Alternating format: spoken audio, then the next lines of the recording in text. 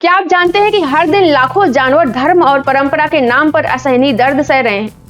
क्या आपने कभी सोचा कि जिसे हम अपनी आस्था कहते हैं, वो किसी मासूम जीव के लिए क्रूरता का कारण बन रही है? नमस्कार, स्वागत है आपका समाज के सच में।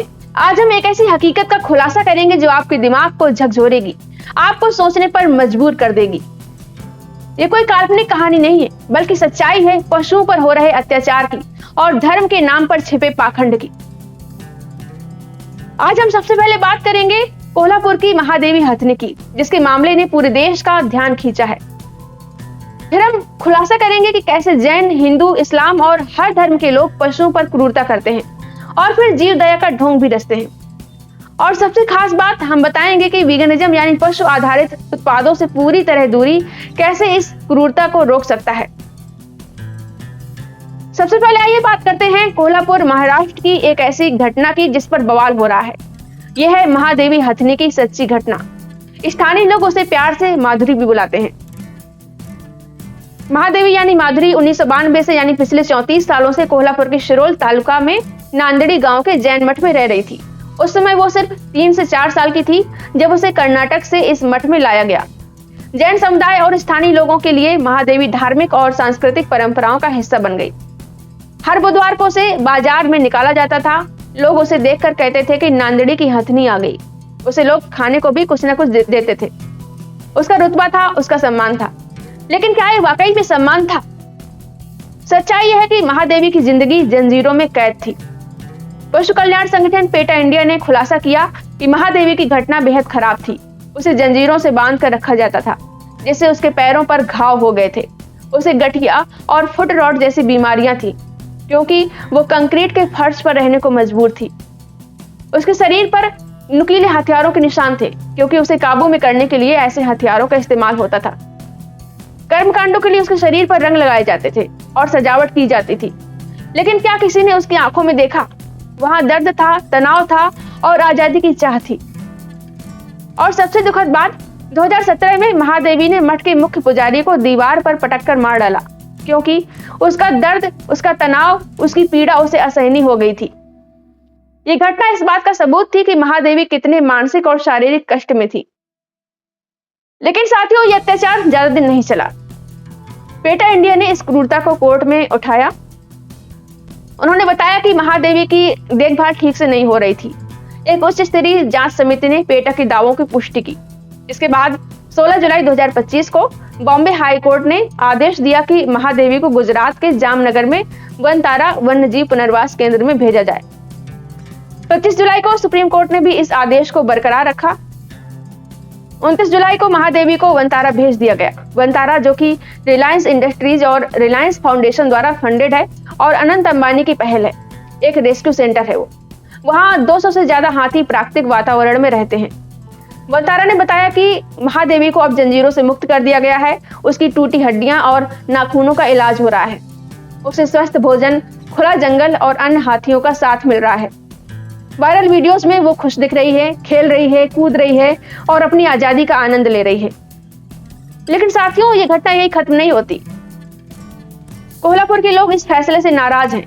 उनका कहना है कि महादेवी उनकी धार्मिक और सांस्कृतिक परंपरा का हिस्सा थी। 4 अगस्त को हजारों लोग, लगभग 40,000 लोग नांदेड़ी से कोल्हापुर जिला कलेक्टर कार्यालय तक 45 किलोमीटर की मौन पदयात्रा में शामिल हुए। इस पदयात्रा में जैन साधु संत, सांसद, विधायक और आम लोग शामिल थे। स्वाभिमानी शेतकरी संगठन के नेता और पूर्व सांसद राजू शेट्टी ने इस आंदोलन का नेतृत्व किया। उन्होंने कहा कि महादेवी को मठ में वापस लाना ही न्याय होगा, जबकि देखा जाए तो ये उस हथनी के साथ अन्याय होगा। लोगों ने 2 लाख से ज्यादा हस्ताक्षर इकट्ठा किए और जियो के बहिष्कार का आह्वान किया, क्योंकि वनतारा अंबानी परिवार से जुड़ा है।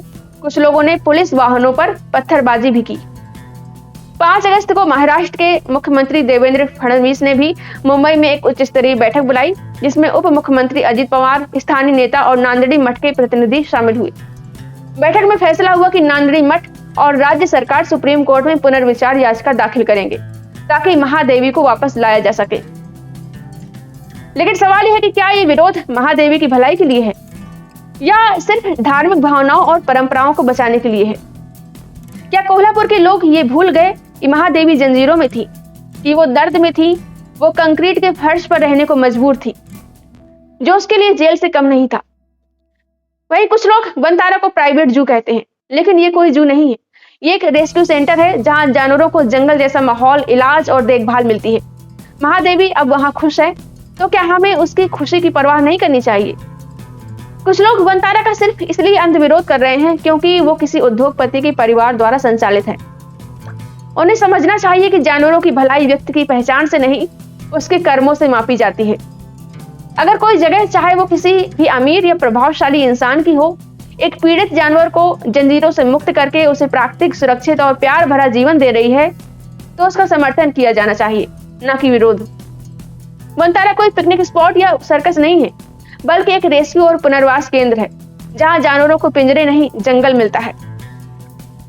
तो केवल इसलिए विरोध करना कि कौन चला रहा है और ये भूल जाना कि किसके लिए चल रहा है, ये सामाजिक न्याय नहीं, बल्कि अंध विरोध की मिसाल है। और इसका खामियाजा भुगतते हैं वे मासूम जानवर जिन्हें सच में आजादी और देखभाल की जरूरत है। महादेवी हथनी को कोल्हापुर से वनतारा भेजने के बॉम्बे हाई कोर्ट और सुप्रीम कोर्ट के फैसले का विरोध हो रहा है। ऐसे में अब वनतारा ने इस मामले पर प्रेस रिलीज जारी की है। वनतारा का कहना है कि न्यायालय के आदेश पर महादेवी को यहां लाया गया था। हालांकि लोगों की भावनाओं को देखते हुए कोल्हापुर में ही रिहैब सेंटर बनाने का फैसला किया गया है। मतलब अब हथनी को वहां से, वनतारा से कोल्हापुर में ही रखा जा सकता है। अब आइए बात करते हैं जैन धर्म के उस पाखंड की जो हथनी महादेवी की घटना से साफ दिखता है। जैन धर्म जीव दया का सबसे बड़ा झंडा बरदार होने का दावा करता है। जैन लोग कहते हैं कि वो किसी भी जीव को नुकसान नहीं पहुंचाते। ये पानी भी छान कर पीते हैं ताकि छोटे छोटे कीड़े न मरे। लेकिन जब महादेवी जैसे विशाल जीव की आती है तो ये जीव दया कहां चली जाती है? महादेवी को जंजीरों में बांधा गया, उसे नुकीले हथियारों से काबू किया गया, उसे कर्म कांडों के लिए इस्तेमाल किया गया। क्या यही है जैन धर्म की जीव दया? क्या यही है उनकी अहिंसा? और ये सिर्फ महादेवी की बात नहीं है। कई जैन मठों में जानवरों को पालने की परंपरा है, लेकिन क्या उनकी देखभाल ठीक से होती है? नहीं। ये जानवर बस धार्मिक प्रदर्शन का हिस्सा बनते हैं, न कि आजादी और सम्मान का। जैन लोग एक तरफ अहिंसा की बात करते हैं, वहीं दूसरी तरफ दूध और दूध के उत्पादों का इस्तेमाल करते हैं। क्या उन्हें नहीं पता कि दूध का उद्योग कितना क्रूर है? गायों और भैंसों को जबरदस्ती प्रेग्नेंट किया जाता है, उनके बछड़ों को उनसे छीन लिया जाता है, उन्हें मशीनों से दूध निकालने के लिए मजबूर किया जाता है जब तक वो बीमार नहीं हो जाती। और जब वो दूध देना बंद कर देती हैं तो उन्हें कसाई खाने भेज दिया जाता है। यह है वो दूध जो जैन लोग अपनी चाय और मिठाइयों में इस्तेमाल करते हैं। और फिर जीव दया का ढोंग भी। जैन धर्म हमें सिखाता है कि हर जीव की आत्मा होती है, तो फिर महादेवी की आत्मा को इतना दर्द क्यों दिया गया? ये पाखंड नहीं है तो और क्या है? लेकिन साथियों, ये पाखंड सिर्फ जैन धर्म तक सीमित नहीं है। हर धर्म में, हर परंपरा में आस्था के नाम पर पशुओं पर अन्याय हो रहा है, अत्याचार हो रहा है। हिंदू धर्म में कई मंदिरों में आज भी पशु बलि की प्रथा चल रही है। बकरे, भैंस, मुर्गियों को देवी देवताओं को खुश करने के लिए काटा जाता है। क्या भगवान, देवी देवता खून के प्यासे हैं? क्या मासूम जानवरों की बलि देने से आपकी प्रार्थनाएं पूरी होंगी? इसी तरह इस्लाम में भी बकरीद के मौके पर लाखों बकरी, बकरे, भेड़, ऊंटों को काटा जाता है, उनकी कुर्बानी दी जाती है। लोग कहते हैं कि ये उनकी धार्मिक परंपरा है, लेकिन क्या किसी जानवर की जान लेकर आप अपने धर्म को और पवित्र कर रहे हैं? क्या यही है आपकी इंसानियत? और ये सिर्फ बलि तक सीमित नहीं है। कई धर्मों में जानवरों को जुलूसों में इस्तेमाल किया जाता है। बैलगाड़ी दौड़, ऊंटों की सवारी और घोड़ों को सजाकर परेड में ले जाना, ये सब परंपरा के नाम पर होता है। लेकिन इन जानवरों की पीड़ा को कौन देखता है? सोचिए, अगर हम अपने बच्चों को जंजीरों में बांधकर, उनके शरीर पर घाव बनाकर, उन पर चढ़कर, लदकर उन्हें कंक्रीट पर चलने को मजबूर करें, तो क्या वो हमें माफ करेंगे? तो हम पशुओं के साथ ऐसा क्यों करते हैं? अब बात करते हैं उस उद्योग की जिसे हर धर्म के लोग बिना सोचे समझे समर्थन करते हैं, डेयरी उद्योग। हम में से ज्यादातर लोग दूध को पवित्र मानते हैं। हिंदू मंदिरों में दूध से अभिषेक होता है। जैन लोग दूध की मिठाइयां खाते हैं और हर घर में चाय, कॉफी में दूध डाला जाता है। लेकिन क्या आपने कभी सोचा कि ये दूध कहां से आया और कैसे आता है? गाय और भैंसों को जबरदस्ती कृत्रिम रूप से प्रेग्नेंट किया जाता है। ये एक तरह का रेप ही होता है। उनके बछड़ों को जन्म के कुछ घंटों के बाद ही छीन लिया जाता है ताकि उनका दूध हम इंसानों के लिए बेचा जा सके। माँ का दर्द, बछड़े की तड़प, क्या ये आपको नहीं दिखता है? नर बछड़ों को या तो कसाई खाने भेज दिया जाता है या उन्हें भूखा प्यासा मरने के लिए छोड़ दिया जाता है। गायों को तब तक दूध निकालने के लिए मजबूर किया जाता है जब तक वो बीमार नहीं हो जाती या बूढ़ी नहीं हो जाती, और जब वो दूध देना बंद कर देती हैं तो उन्हें काट दिया जाता है। यह है वो दूध जिसे आप पवित्र कहते हैं। हर धर्म के लोग दूध का इस्तेमाल करते हैं, नास्तिक भी करते हैं, लेकिन ये कोई सवाल नहीं पूछता कि इस दूध के पीछे कितनी क्रूरता छिपी है। जैन लोग अहिंसा की बात करते हैं, हिंदू लोग गाय को माता कहते हैं, फिर वही गाय डेयरी फार्मों में इतना पीड़ा क्यों झेल रही है? इसे ही कहते हैं दोगलापन। अब सवाल यह है कि इस क्रूरता का अंत कैसे होगा? इसका जवाब है वीगनिज्म।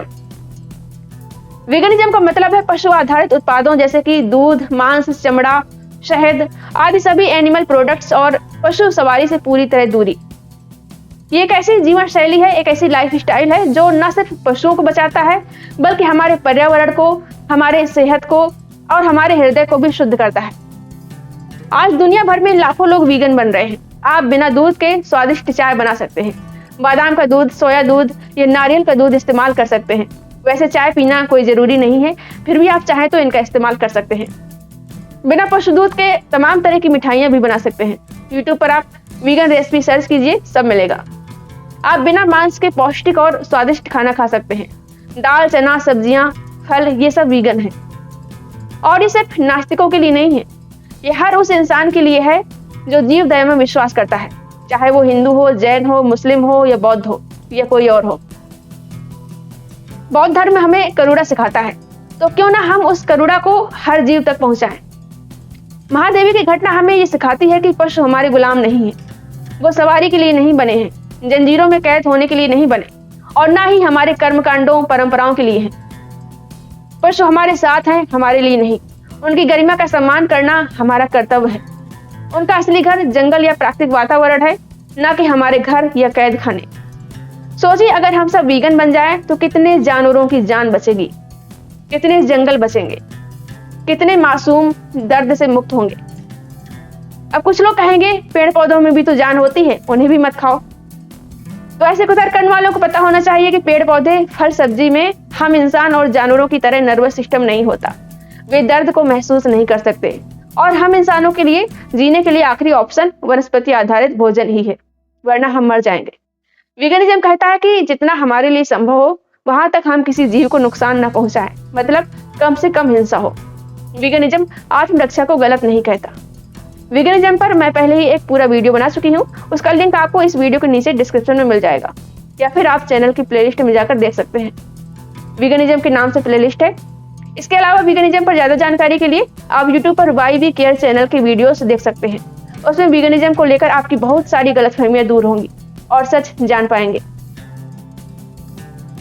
तो साथियों, महादेवी आज वनतारा में खुश है, लेकिन लाखों जानवर आज भी जंजीरों में हैं, दर्द में हैं और हमारी करुणा की प्रतीक्षा में हैं।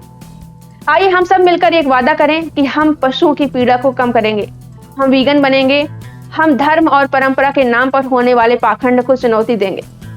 अगर आप भी वीगन बनना चाहते हैं तो नीचे कमेंट करके बताएं। हमें बताएं कि आप इस क्रूरता को रोकने के लिए क्या कदम उठा रहे हैं या क्या कदम उठाने वाले हैं। हमारे चैनल को सब्सक्राइब न किया हो तो सब्सक्राइब कर लें। इस मैसेज को अपने दोस्तों और परिवार तक पहुंचाएं। चलिए मिलकर एक ऐसी दुनिया बनाएं जहां हर जीव को सम्मान मिले, हर जीव को आज़ादी मिले। वीडियो को पूरा देखने के लिए धन्यवाद।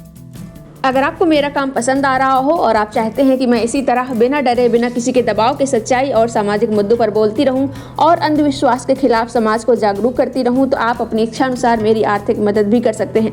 मैं किसी संगठन या पार्टी से नहीं जुड़ी हूं। आपका सहयोग ही मेरी सबसे बड़ी ताकत है। आप अपना सहयोग वीडियो के नीचे दिख रहे थैंक्स के बटन पर क्लिक करके या फिर मेरी UPI ID shashi-singh9192@OKICICI पर सीधे भेजकर या फिर स्क्रीन पर दिख रहे QR कोड को स्कैन करके कर सकते हैं।